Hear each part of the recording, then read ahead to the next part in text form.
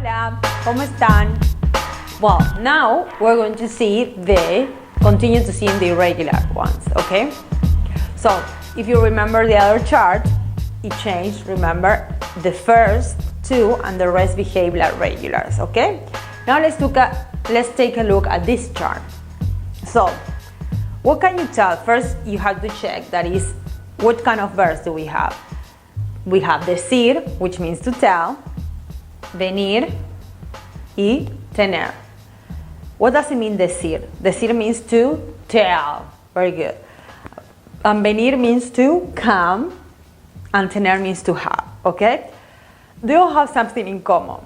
So, what about the conjugation? What about yo? Does it change like the other ones? Does it change to regard with the stem? Do you remember decir? Yes, it changed. It is a digo, right? And the first, vengo, tengo, right? Doesn't make sense. Very good. So you're still changing this one. But the rest, how they behave, either regular. If you say no, you're correct. They are not regular. They are stem changing verbs. Do you remember them? So how do you think decir changes? Decir, right? Decir. So it's yo digo, changes completely, and then to dices. You see, change E to I. So that's the stem E to I. Dices, dice, dice, decimos.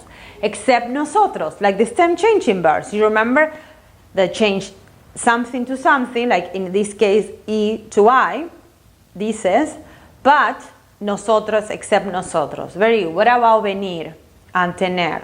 The same thing. Vengo changes completely, and then vienes. To vienes is E to I-E. Vienes, viene, venimos doesn't change. And what happened with tener? The same thing.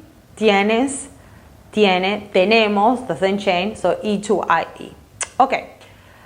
Now, these are all literally all the irregular verbs, okay? Some books, and some, they call it, also, the next ones that we're going to see, they call it irregulars. And some books, they don't. So I do agree with the ones that they don't call it irregular, because they are literally spelling changing verbs. They are not pronunciation changing verbs. These ones, you change actually your pronunciation, but in the other ones that we're going to see right now, you just change how you spell it, how you write it down, not how you say it, okay? So let's take a look at these ones. For example, in this case, conducir. How conducir ends, first of all? Do you see? Conducir. In what does it end? In cir, okay? C-I-R. And that's important. I will tell you why. Because let's take a look when you are conjugating conducir. If I actually leave, let's take a look at this table. Look at the stem and look at the ending. The ending is the same, okay? They're regulars. But let's see if I don't put, you see there is a sit in there, una zeta, sit. Dice yo conduzco, okay, conduzco. Because why? If I don't put that sit in there, it will be yo conduco, you see? So even makes sense when I say it orally. So yo conduzco, tú conduces, él conduce, nosotros conducimos y ellos conducen.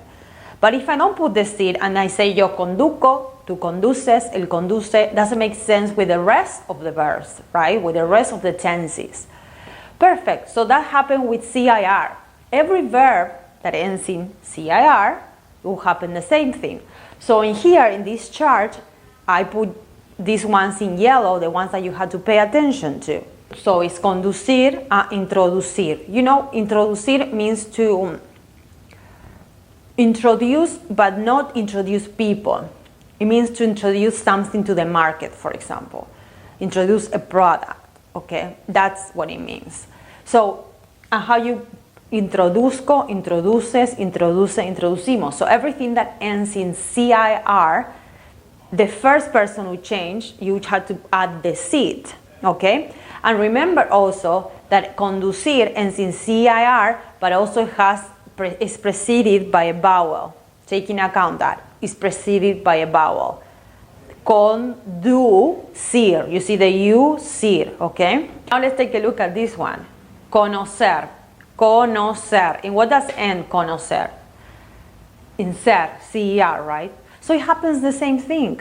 Yo, you see here in this chart, if the first stem, if you don't change it to, if you don't add a seed or una zeta, it will be conozco, right, instead of conozco.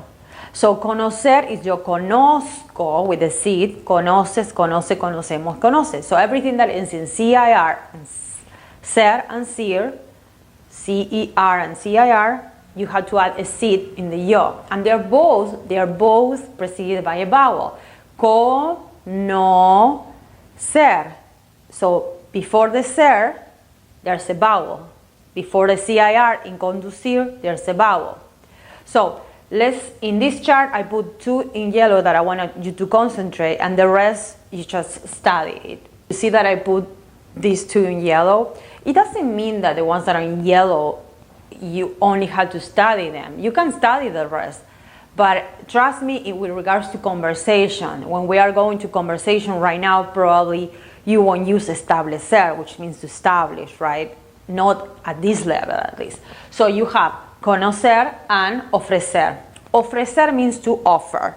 And you see, yo ofrezco, so you add the seed as well. If no, it would be yo ofrezco, right? So you see it's a spelling change. Okay, so now let's go to the next video where we keep seeing this. You can take a break, drink a coffee or something, and I will see you in the next one, okay?